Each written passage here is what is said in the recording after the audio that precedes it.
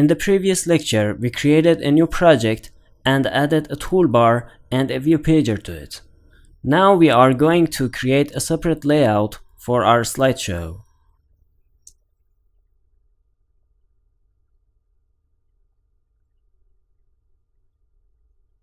So I right-click on the layout folder and I select New Layout Resource File. I give a name to my layout. For example, I name it slideshow_layout.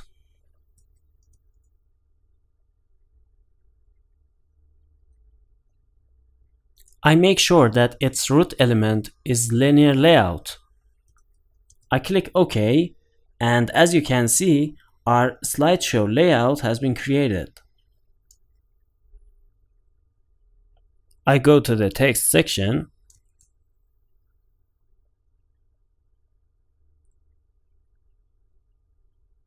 Inside my layout, I define an image view.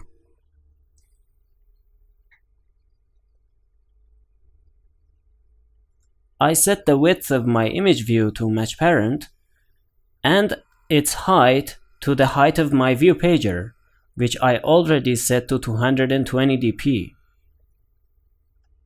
So I set the height of my image view to 220 dp as well.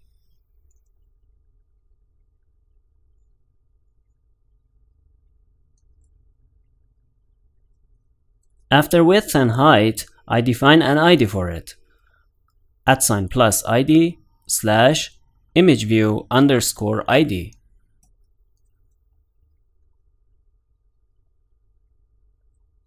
Next, I'm going to place my image slideshow photos inside the drawable folder.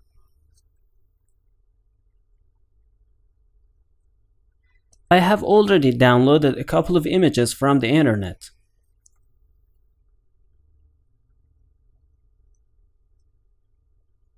I include these images in the supplementary material of this lecture, and you can access them. I copy these images and I paste them inside the drawable folder. And I click OK. And here are my images. There are 9 of them.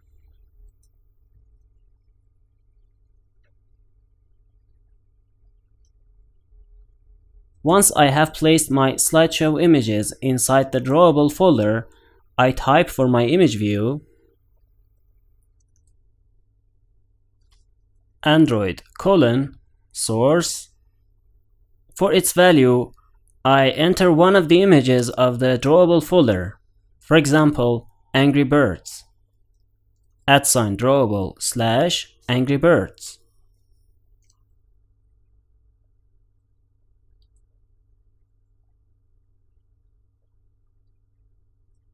As you see, the picture for Angry Birds is shown in our image view.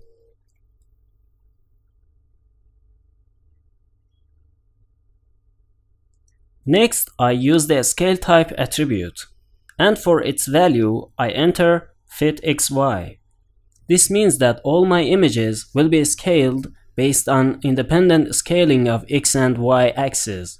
For more information about the scale type attribute and its possible values, check out Google's documentation.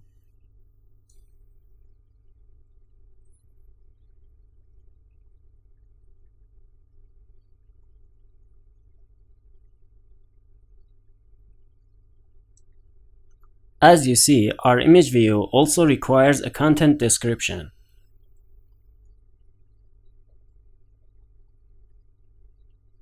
I type Android:content description. For its value, I enter Android games.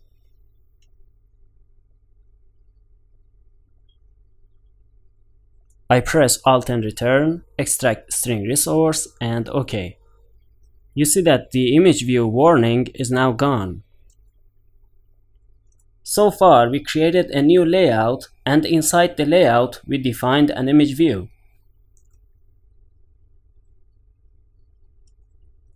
In addition to this, we also placed the images for our image slideshow inside the drawable folder.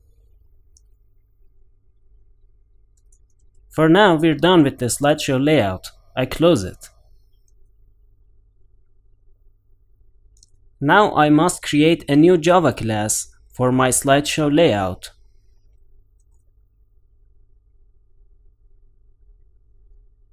So I go to the Java folder and I right-click on the first item. Then I select New Java Class.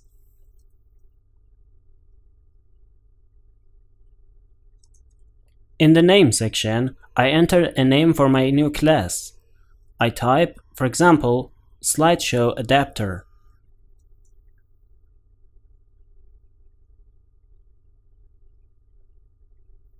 I click OK, and the SlideShow Adapter class is created for me.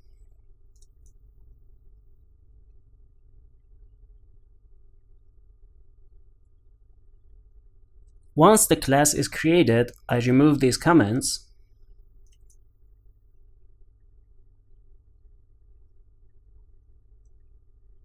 Next, I extend my SlideShow Adapter class from the PagerAdapter class.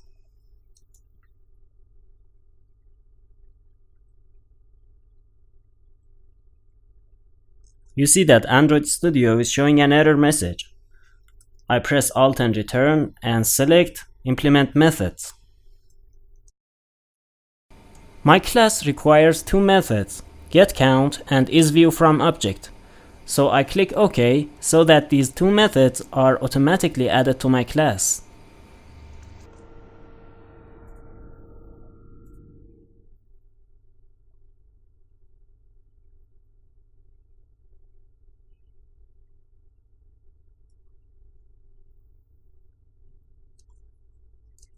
Next, I'm going to define an object from the context class.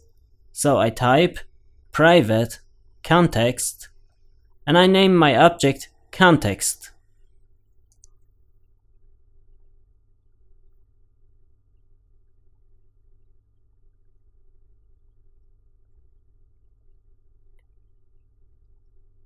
So I defined an object from the context class and I name it context. But why did I define this object as private?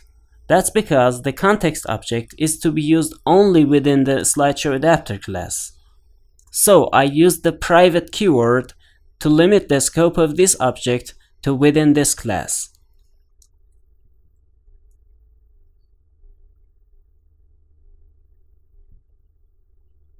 After context, I create an object from the Layout Inflator class. I name it Inflator.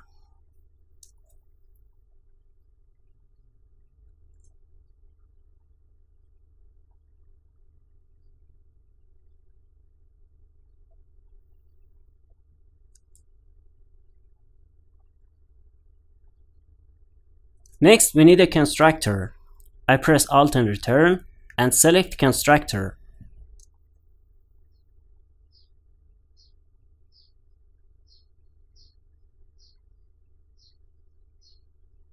And OK. You see that the constructor method was added to our class. Note that this method has the same name as the class, SlideShow Adapter.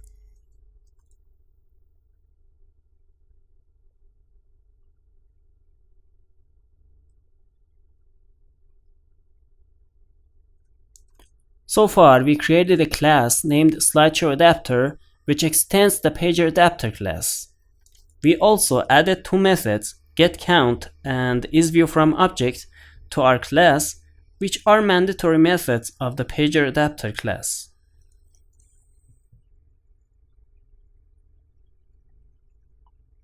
We also defined two objects, context and inflator. We then added a constructor method to our class.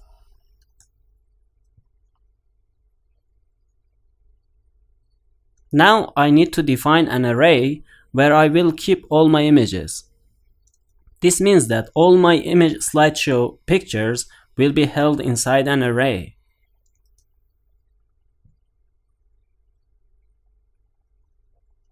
So here I define an integer array and I define it public. I name it images.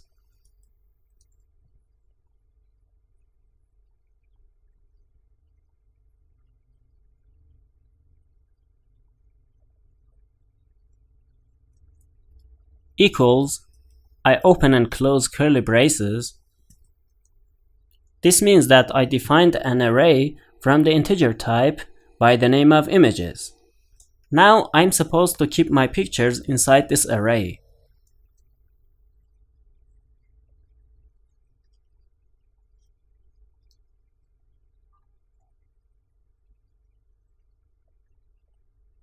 The question is, why did I define this array public? That's because I need to access this array from other classes of mine.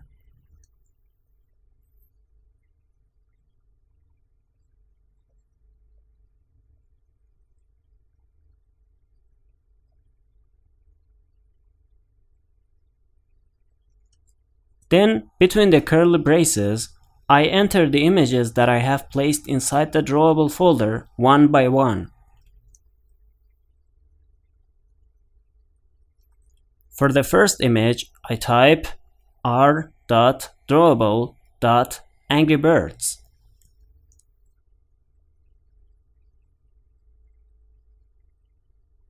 Comma, my next picture, r.drawable.cuttherope.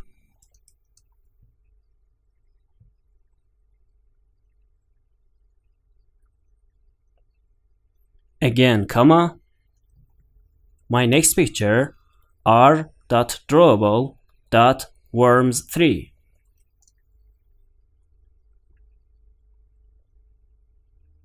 r.drawable.clashofclans. 4 images so far. My fifth picture, r.drawable.talkingtom. r.drawable.asphalt8.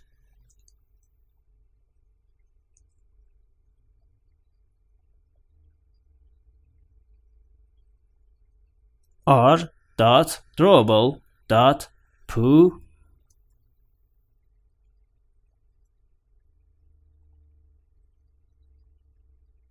r.drawable.fruitninja.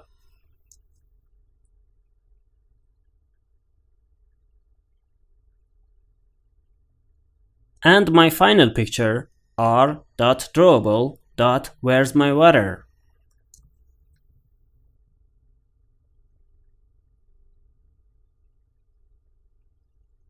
So we added the 9 pictures that we have inside the drawable folder to an array named images.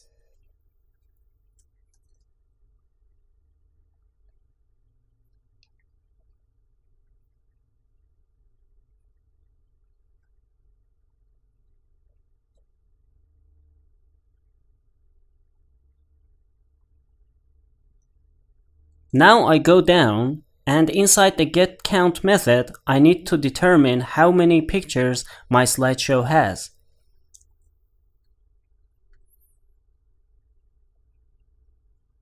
How can I do that? I can use the length of my images array inside this method. This means that the number of items that I have inside my array is equal to the number of pictures inside my image SlideShow.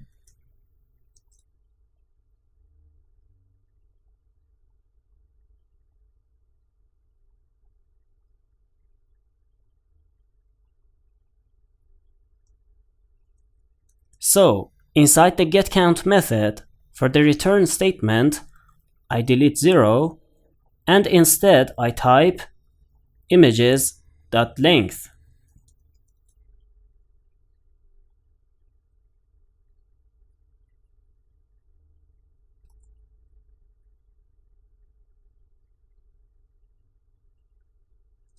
Our next method is isViewFromObject with a Boolean return value. I remove false from my return statement and inside parentheses I type view double equals, I open another parenthesis, linear layout, and object.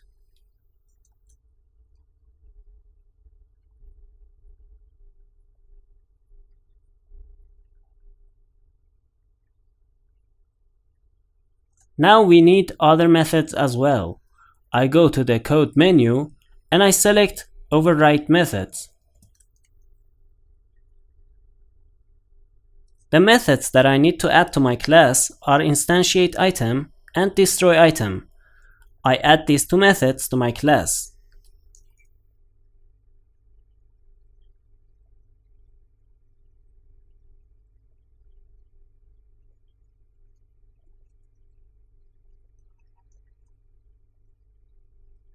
Inside the instantiate item method, I am going to instantiate my image view object that I have defined inside the SlideShow layout and also my inflator object.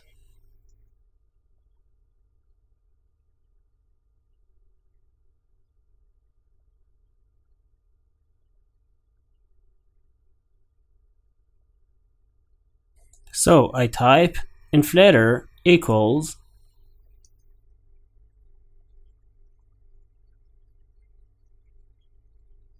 I cast the right side to layout inflator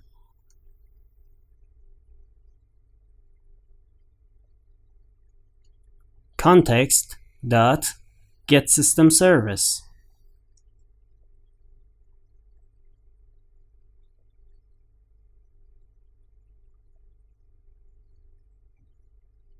Inside the parentheses I type context dot layout underscore inflator underscore service.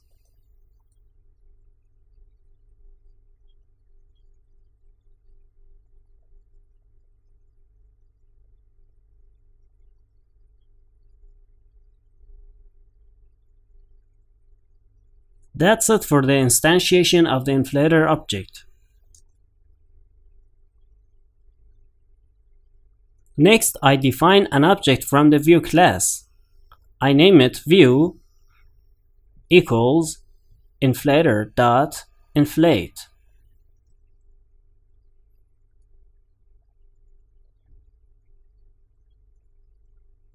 Inside the parentheses, we are asked for a couple of arguments. The first one is a layout. The second one is a view group, and the third one is attached to root.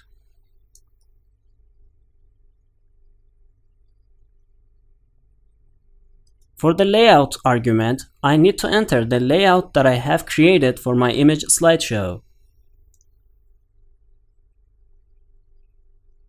So I type r.layout.slideshow_layout. For the view group argument, I have an object from the view group class named container, so I pass it to the method.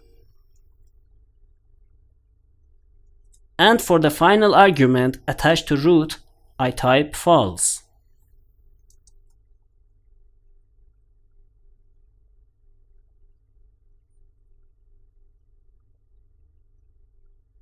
Next, I create an image view object and I name it img.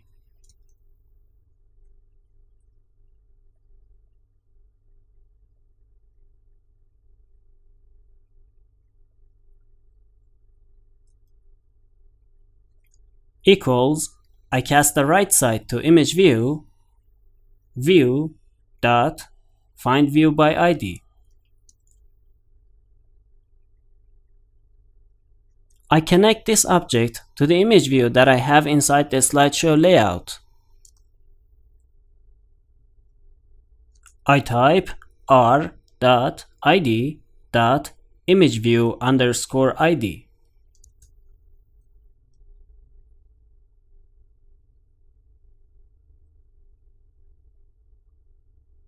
Next, I need to place the images that I have in my image array inside my image view.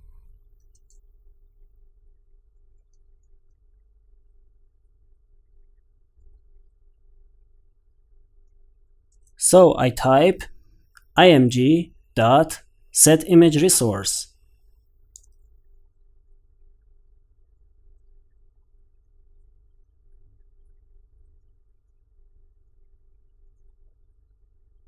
Inside the parentheses, I type images with the index of position.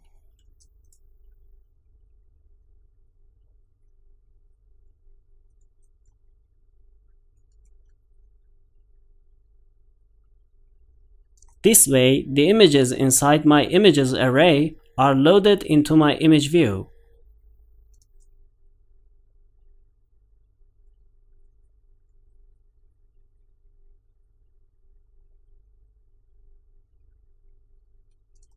Finally, I type container.addView. Inside the parentheses, a view argument is required. I pass it view.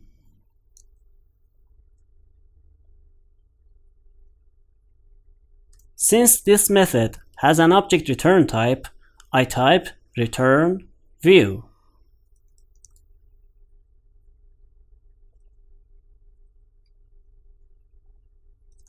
So, inside the instantiate item method, our images are loaded into our image view.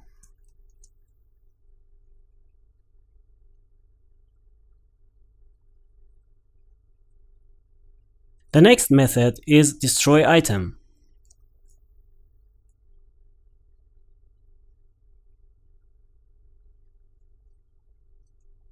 First, I remove the super statement. In the SlideShow, when we switch from image 1 to image 2, for example, image 1 is removed from the SlideShow, and therefore the destroy item method is called.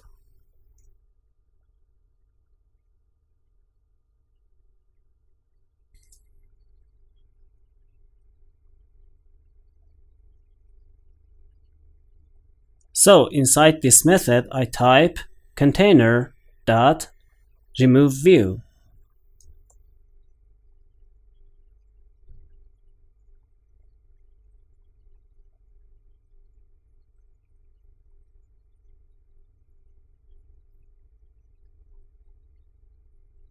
Inside the parentheses, a view argument is required.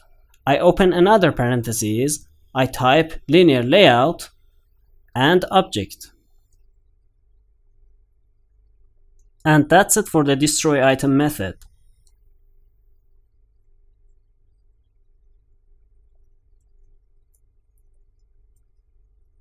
We're done with the SlideShow adapter class, so I close it.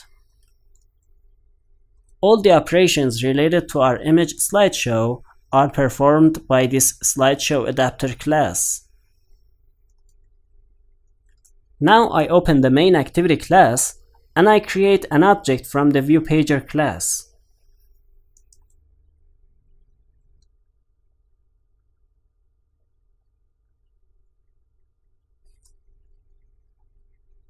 I type ViewPager and I name my object ViewPager.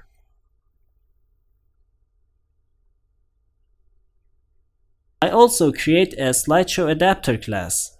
I name it Adapter.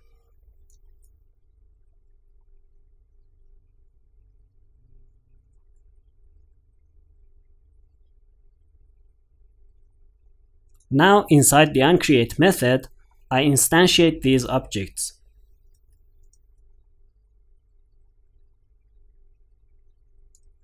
So I type ViewPager equals, I cast the right side to ViewPager, find view by ID, r.id dot ViewPager underscore ID.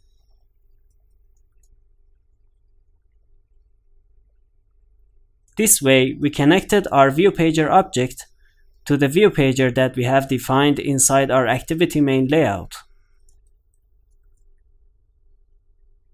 Now I instantiate my adapter object. I type adapter equals new SlideShow adapter.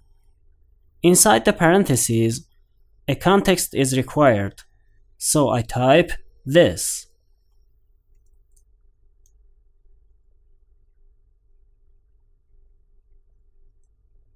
Now I must place my adapter object inside my view pager.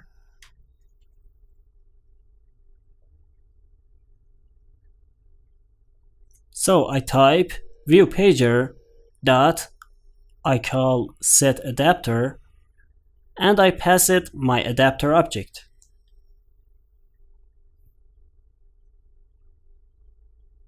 Okay, now we are done with our image slideshow and we are ready to run our project on the emulator.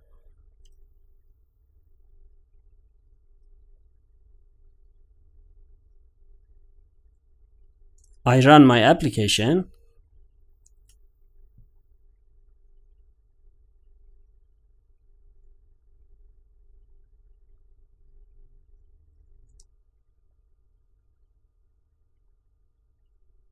Our application was successfully launched on the emulator. As you can see, we have created a view pager under our toolbar.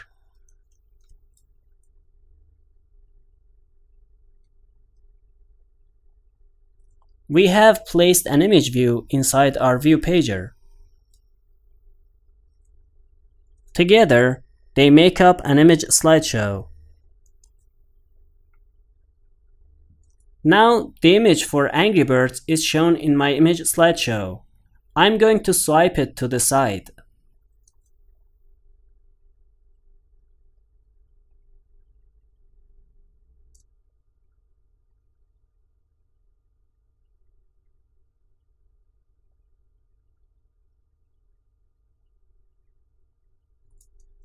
As you can see, that image goes away and the second image is placed in our view pager.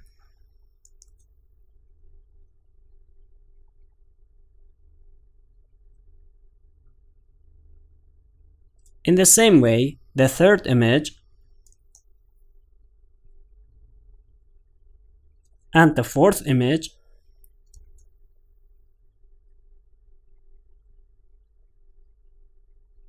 In addition to this, if we swipe back to the opposite side, the previous images will appear in our image slideshow.